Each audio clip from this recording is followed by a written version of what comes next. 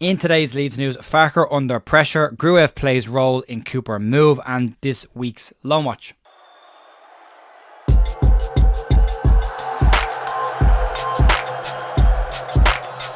Morning folks, Jer here on Tuesday morning, the 17th of September at The View with your Leeds United news. There's not a lot. There really isn't. There's not a huge amount to talk about. There is some stuff starting to bubble under the surface around Daniel Farke. We'll get to that. I'll give some opinions on that towards the back end of the video for those who aren't interested in the opinion side of things.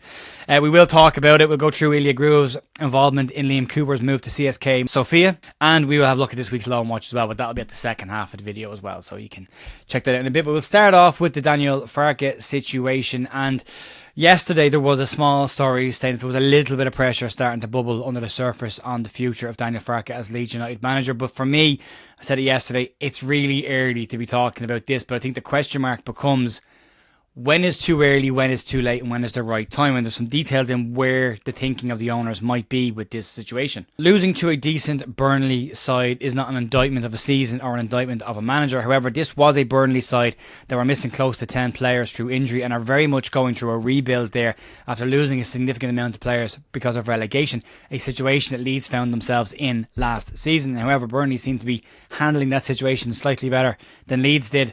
And losing to that type of team after Leeds have had a year under their belt to get up to speed, and all the new signings, most of them weren't in the team except for one player, the rest were on the bench. So we didn't see any real step forward from that. And that for me is where some of the pressure here looks like it's coming from. The report claims that Daniel Farke is under pressure from 49ers Enterprises to deliver both results and performances. And in this report it says specifically in Elland Road, where Leeds have now lost 2 games this season, Cup and League, and dropped points to Portsmouth at Elland Road this year. So the fortress that was Elland Road last year is not the fortress it once was, and that it will need to get back to where it was if Leeds would have any hope of being a Premier League side next season. But the 49ers won performances as well as results at Elland Road specifically. Dismissing Farke at this stage, for me, will be an incredibly expensive mission for the 49ers. He's got 3 years left on his contract currently. They would have to pay him out on that. And I think also making the decision at this exact moment would probably be a knee-jerk reaction. Farke has Cardiff coming up as his next match, and that will probably give him a little bit of a reprieve. It's a strange match because it could offer pressure, but also a lifeline in the same stance. If he goes to Cardiff and beats them, they're bottom of the league. They haven't won a game this season. If he goes and beats them, everything's fine. We can reset and we go again. If he doesn't beat them, then serious question marks will be asked around the performance. Leeds have beaten most of the teams down there this year, which was our problem last year. We're able to beat the top sides, bar Southampton, but this year it seems to be we can't beat the top sides, and we're beating the bottom ones. Which really, realistically, as long as Leeds can beat everyone outside the top 2, they should be fine. But I don't know. You just want to see a bit more about it than we saw at the weekend and so far this season. There's been glimpses of good football. I thought that everyone was fine, but fine's not going to be enough, unfortunately, to get you out of this division and into the Premier League. But we'll talk about that towards the end. I'll give some opinions on that in a sec. Moving on to the second story today, and this one relates to Liam Cooper's move to CSKA Sofia, which he completed his move to the Bulgarian capital last week. And in a surprising move, it would appear that there was some internal Leeds influence in this situation as well. The move itself was surprising because Blackburn, Sheffield United, Hull and Derby County all looked like likely destinations for Cooper at different stages.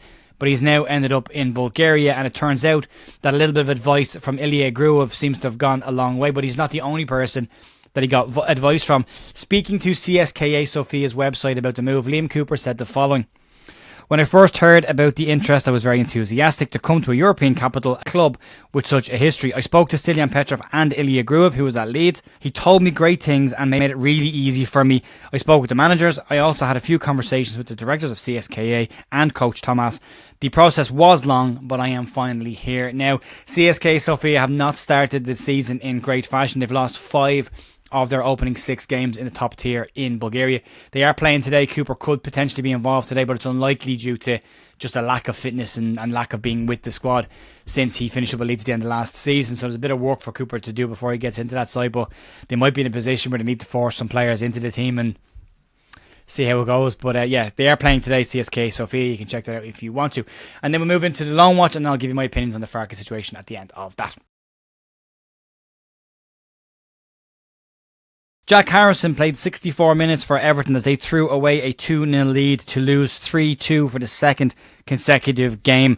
Harrison getting, as I said, 64 minutes, but getting a bit of stick from the Everton fan base online Rasmus Christensen played 90 minutes at right wing back in Frankfurt's 2-1 win over Wolfsburg. Right wing back seeming to be a very good position for Christensen as he moved there. He was his strongest position last year at Roma, and he has followed the same pattern with Frankfurt so far this season. Sam Greenwood, 90 minutes in Preston's draw with Middlesbrough. Solid start for Sam so far, not setting the world on fire, but going back up against a side that he was on loan at last year and being able to play a full 90 minutes and play well is good for his career. Darko JB, 83 minutes in Plymouth's shock 3-2 win over league leaders Sunderland. Again, another player who started nearly every game for Wayne Rooney's Plymouth and has started his season in relatively good form.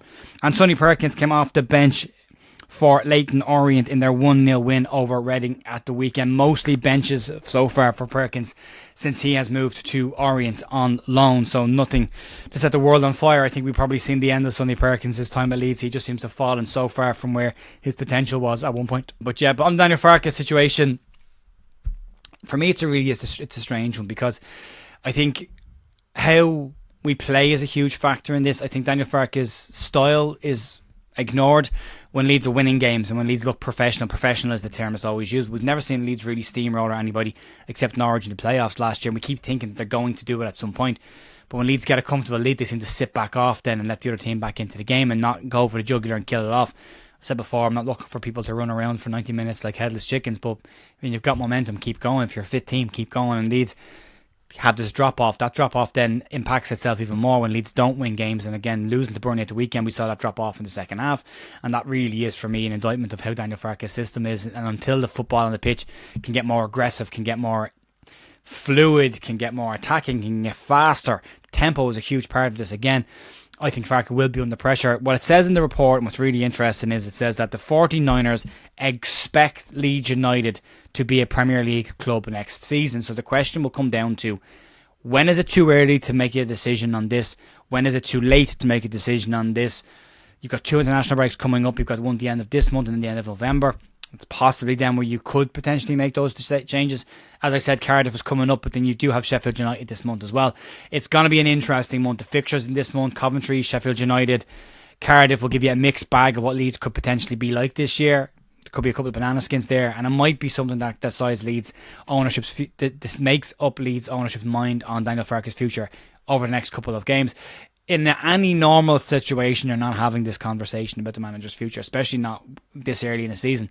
But it's that added pressure that Leeds and the 49ers expect to be in the Premier League next season and need to be in the Premier League next season that will drive this decision, and ultimately is what will make the ownership's faith in them, if they decide to back him, pay off, or the fan base's frustration with him and a swap over be justified. So those two things will have to be seen over time, I suppose. But it's an interesting one. I'm not in the sack the manager. I'm always a back the manager, not sack the manager. If that makes sense, because if he's successful, then we're successful.